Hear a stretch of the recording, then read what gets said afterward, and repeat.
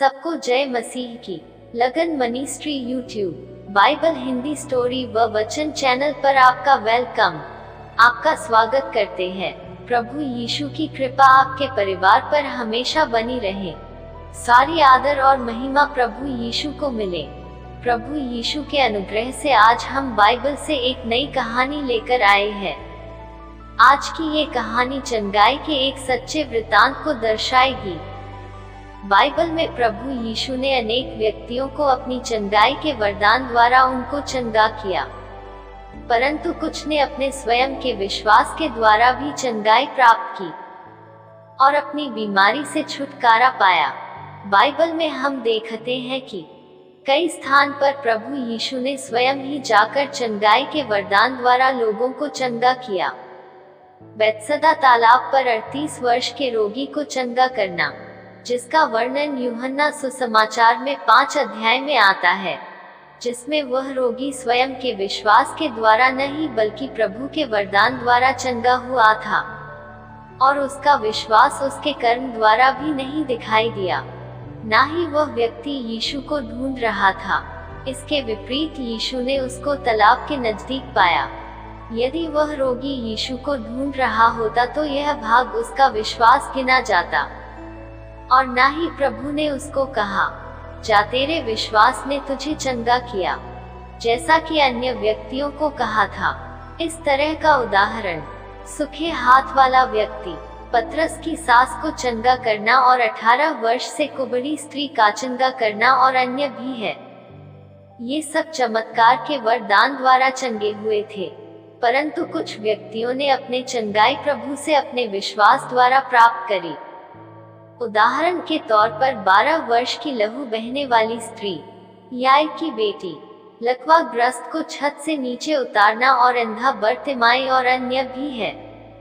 आज की कहानी में हम बर्तिमाई के विषय में जानेंगे कि कैसे उसने अपने विश्वास द्वारा प्रभु से अपने उद्धार को पाया। आमीन, हालेलुया। अंधे बर्तिमाई की कहानी मरकुस 10 अध्याय का 46 से 52 वचन में पाई जाती है। इस कहानी के अनुसार यीशु ने उस अंधे को नहीं ढूंढा, और ये कहानी बैतसैदा कुंड वाले व्यक्ति के बिल्कुल विपरीत है। यीशु में विश्वास की ये कहानी सदियों से अनगिनत विश्वासियों को प्रेरित कर रही है। इस कहानी में हम अंधे बर्तिमाई के विश्वास और उसके सबक से बहुत कुछ सीखकर अपने जीवन को बदल सकते हैं। हालेलुया। अंधे बर्तिमाई की कहानी छोटी अवश्य है, लेकिन साथ में एक शक्तिशाली संदेश देती है और हमें दृढ़ता, विनम्रता और हमारे जीवन में प्रभु की आवश्यकता को भी दिखाती है। यह कहानी यरीहो शहर में घटित होती है, जब यीशु और उसके शिष्य यरूशलेम के रास्ते से गुजर रहे थे। जैसा कि पवित्र शास्त्र बाइबल में मरकुस अपनी पुस्तक में इस व्यक्ति के विषय में ऐसा लिखते हैं, इसका नाम बर्तिमाई था और उसके पिता का नाम तिमाई था। उसके घर में कोई उससे प्रेम नहीं करता। बचपन से ही अंधा होने के कारण उस बच्चे को उस घर में प्रेम नहीं मिला। जैसे ही उस बच्चे ने चलना सीखा, उसके परिवार के लोग उसे सड़क के किनारे एक कटोरे के साथ भीख मांगने के लिए बैठा दिया करते थे। यह बच्चा बचपन से ही एक नौकरी में लग गया। वो काम था भीख मांगना। उसने कभी भी इस संसार को नहीं देखा था, कोई खूबसूरती नहीं देखी थी, उसके जीवन में कोई रंग नहीं था।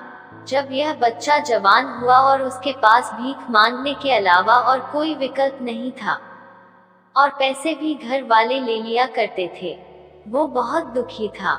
वो रात को सोचता कब सुबह होगी और सुबह सोचता था कब रात होगी।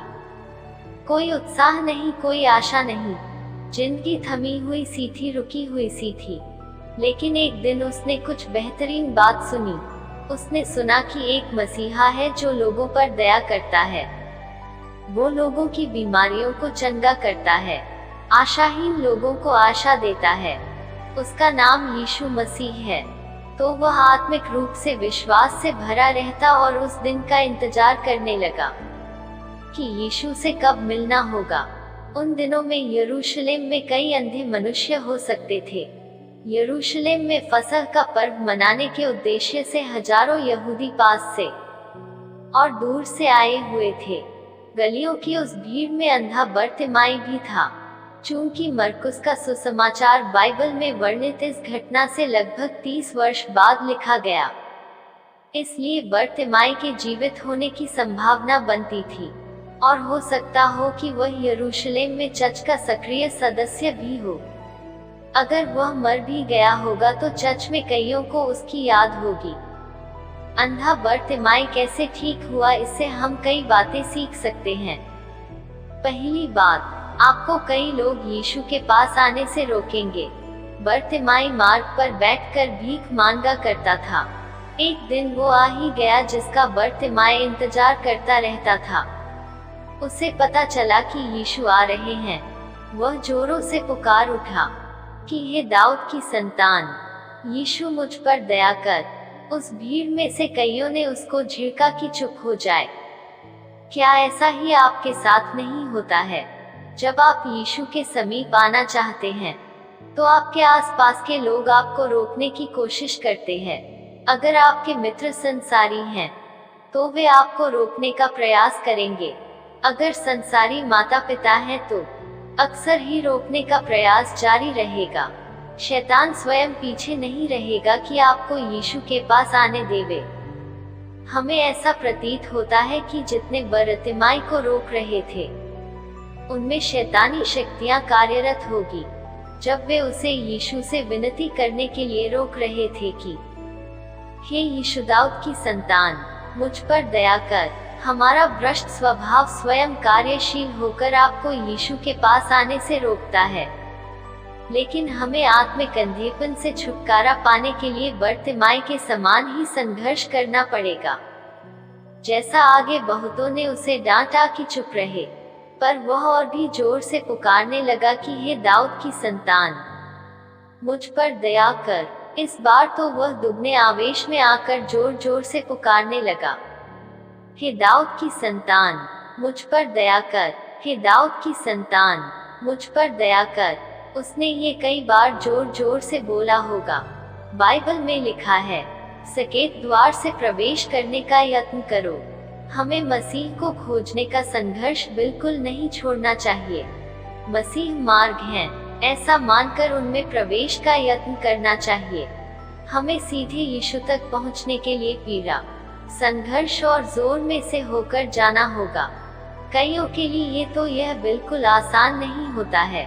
शैतान की ताकतें आपके विरुद्ध प्रबल रहेगी और स्वयं के पाप द्वारा अंधा बनाया गया हृदय आपके विरुद्ध भी जाएगा। आपकी भावनाएं, विचार और शैतान आपको यीशु के पास आने से रोकेंगे। अगर यह संघर्ष हार गए तो प्रभु यहोवा से मेल हो पाना असंभव हो जाएगा, क्योंकि बाइबल कहती है, दुष्टों के लिए शांति नहीं है। मेरे परमेश्वर का यही वचन है। जो उद्धार नहीं पाना चाहते वे प्रार्थना करना व संघर्षरत रहना छोड़ देते हैं कि उनको यीशु से पापों की क्षमा प्राप्त हो। वे उस संघर्ष में जाना ही नहीं चाहते हैं, तो वे अपने उद्धार से वंचित रहकर खाली हाथ रह जाते हैं। क्या अंधे बर्तिमाई ने अपना संघर्ष छोड़ दिया? कदापि नहीं, बल्कि और दुगने ताकत से जोर से प्रार्थना करनी जारी रखी। जब इस प्रकार से हम अपना विश्वास कर्म द्वारा दिखाते हैं तो प्रभु भी हम पर दया करते हैं और उसी भीड़ में से कुछ लोगों को हमारी मदद करने के लिए रख छोड़ते हैं। जैसा कि आगे कहानी में कुछ लोग हमें यीशु के पास आने के लिए या हमें चुप कराने का प्रयास करेंगे या यीशु के पास आने से रोकेंगे, तो दूसरी ओर उस भीड़ में ऐसे भी लोग होंगे जिन्होंने उसका उत्साह बढ़ाया। जैसा कि वचन बताता है, लोगों ने उस अंधे को बुलाकर उससे कहा, ढाढ़स बांध, उठ, वह तुझे बुलाता है। ये संसार व शरीर और शैतान आपके विरुद्ध है, परंतु कुछ भले सच्चे मसीही जन यहाँ भी है जो आपके लिए प्रार्थना करेंगे और आपका उत्साह भी बढ़ाएंगे, आपसे बातें करेंगे, आपसे यीशु के पास आने के लिए विनती करेंगे। परंतु हमें स्वयं भी प्रयास करना पड़ेगा, क्योंकि वचन कहता है, जो विश्वास करे और बपतिस्मा ले उसी का उद्धार होगा, परंतु जो विश्वास न करेगा वह दोषी ठहराया जाएगा। आमीन। तो जब हम अपने कर्मों द्वारा अपने विश्वास को सिद्ध कर देते हैं, तो क्या यीशु हमारी ओर देखते हैं? हाँ, वो अवश्य देखते हैं। जैसा कि कहानी में आगे लिखा है, तब यीशु ने ठहरकर उसे बुलाकर लाने का आदेश दिया। आमीन। और जो अभी तक उस अंधे को डांट रहे थे, चुप होने के लिए कह रहे थे, वही लोग उस अंधे को कहने लगे, हिम्मत रख, हियाव बात देख, प्रभु तुझे बुला रहे हैं। प्रभु ने हमें कभी नहीं बुलाया, लेकिन वो तुझे बुला रहे हैं। इतना सुनते ही अंधे बर्तिमाई के जैसे मरे हुए शरीर में जान आ गई। वो मारे खुशी के अपने थिगड़े लगे हुए फटे पुराने कपड़े को फेंक कर उठा। आज तक वो कपड़े ही उसकी पहचान थे। वो अपनी पुरानी पहचान को फेंक कर उठा। इस क्रिया से उसने समाज को संदेश दिया, मुझे सारे संसार को बनाने वाले ने बुलाया है। अब मुझे अपनी पुरानी पहचान में रहने की कोई आवश्यकता नहीं। जिस क्षण के लिए उसने जीवन भर इंतजार किया था, वो समय आ पहुंचा था।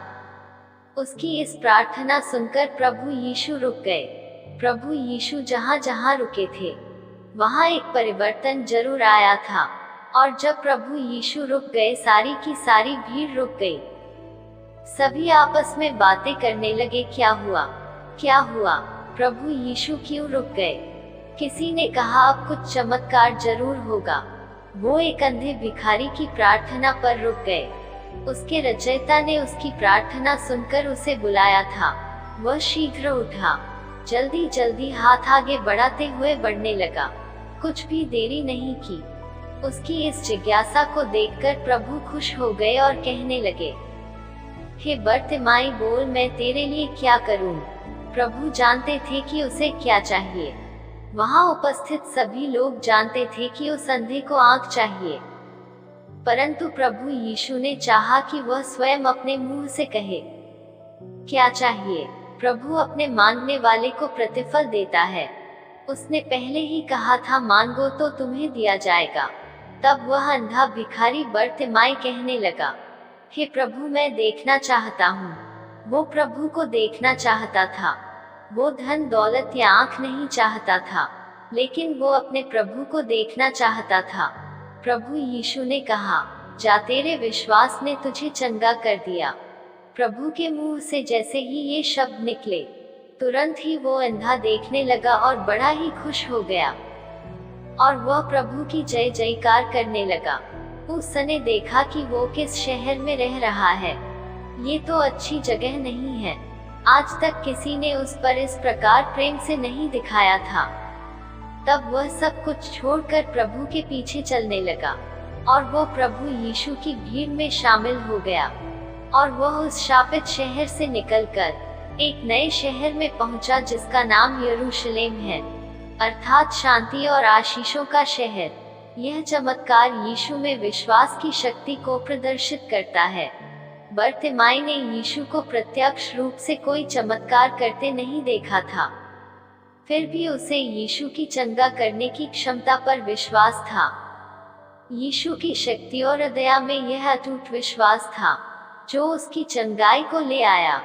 अंधे बर्तिमाई की कहानी हमें विश्वास, दृढ़ता, विनम्रता और यीशु के पीछे चलने के बारे में कई मूल्यवान सबक सिखाती है। बर्तिमाई का अटूट विश्वास और यीशु को खोजने का उसका दृढ़ संकल्प प्रार्थना में दृढ़ता और परमेश्वर पर निर्भरता के महत्व को भी प्रदर्शित करता है। जिस प्रकार यीशु ने बर्तिमाई की शारीरिक दृष्टि को बहाल किया, वह हमारे आत्मिक अंधेपन को भी चंगा कर सकता है। अंत में अंधे बर्तिमाई की कहानी विश्वास की शक्ति और यीशु मसीह की दया का एक वसीयतनामा है।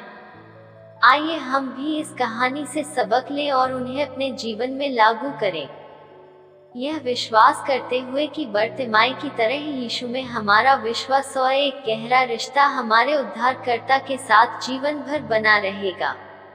आमीन।